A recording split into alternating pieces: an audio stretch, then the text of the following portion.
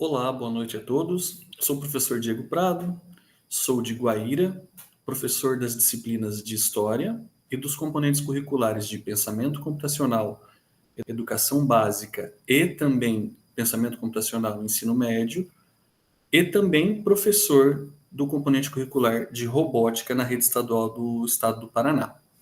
Estou preparando esse vídeo de credenciamento para a seleção do Formadores em Ação, ano de 2024. Para esta apresentação, separei a análise de duas situações problemas apresentadas no edital e farei uma reflexão sobre cada uma delas neste momento. Na situação problema número 1, a professora apresenta algumas questões pertinentes para discussão. Ela inicia fazendo uma acolhida, inicia pontualmente a sua reunião, o que é muito produtivo, faz uma retomada de conteúdo, reforça a necessidade das câmeras abertas, porém, durante a sua explicação, ela não esclarece a intencionalidade das câmeras abertas e nem o motivo da necessidade das câmeras abertas. Quais as situações e quais as orientações que eu disponibilizaria para essa professora? Então, primeiro, nós devemos esclarecer a necessidade das câmeras abertas em função da interatividade entre todos os sujeitos. O encaminhamento da reunião, ela pode ser dado de diversas maneiras, inclusive tendo como um dos princípios a interatividade através das expressões entre os próprios participantes. Existem algumas ações que são interessantes para o desenvolvimento dessa atividade, tais como realizar a acolhida pontualmente, criar um ambiente acolhedor e descontraído. Para isso, enquanto formador, este ano, procurei realizar acolhidas propositivas, bem-humoradas, geralmente com músicas antes do processo de gravação, para evitar qualquer problema de direitos autorais.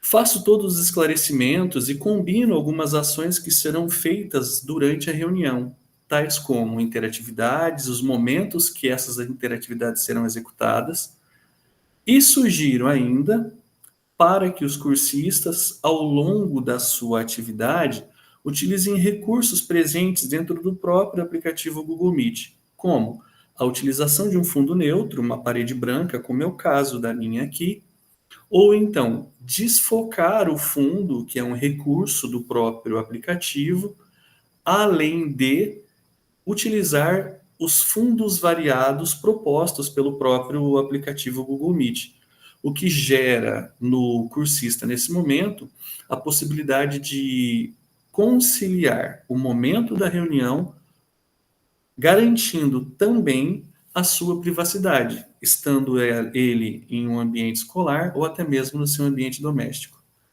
A partir desses esclarecimentos, ainda procuro constantemente interagir a partir das reações observadas de cada cursista, sempre de forma leve e descontraída. Então, caso algum cursista apresente uma expressão de dúvida ou uma expressão de positividade, acabo fazendo a interação com eles ali, incentivando para que, a partir desse momento, nós possamos desenvolver a reunião de maneira positiva, propositiva e oferecendo sempre um ambiente de troca de ideias e de crescimento mútuo, me colocando muitas vezes como um intermediador da reunião, um colega que está encaminhando uma reunião sobre alguns conhecimentos específicos que serão utilizados posteriormente. Isso gera uma relação empática entre o cursista e também o professor formador. É uma experiência que vem dado muito certo comigo e pretendo utilizá-la e aprimorá-la ao longo das próximas atividades. Na situação problema número 2, a professora em questão, ela trabalha a questão da implementação. E após explicar os objetivos e as etapas da atividade de implementação, muitos cursistas ainda apresentam uma certa dificuldade de compreensão sobre a importância da atividade de implementação em sala de aula. Diante dessas atividades, quais ações podem ser tomadas pelo professor formador, encaminhando junto com o professor cursista? Em um primeiro momento, dentro da coletividade, retomar todos os objetivos da atividade, destacando sempre de maneira positiva como essa atividade pode contribuir para o processo de ensino e aprendizagem em sala de aula. Depois, apresentamos exemplos práticos de como as atividades podem ser implementadas, seja no laboratório, caso o professor tenha disponibilidade de laboratório, seja utilizando equipamentos como o Educatron, que está presente em praticamente todas as salas de aula do estado, e colocando para ele algumas formas de interação entre o professor e os educandos. Na sequência, podemos exemplificar também, a partir de boas práticas, o momento de implementação, tá? Fazendo com que os próprios cursistas, em grupos menores, ou dependendo da quantidade de pessoas, em um único grande grupo, possam trocar experiências de implementações anteriores.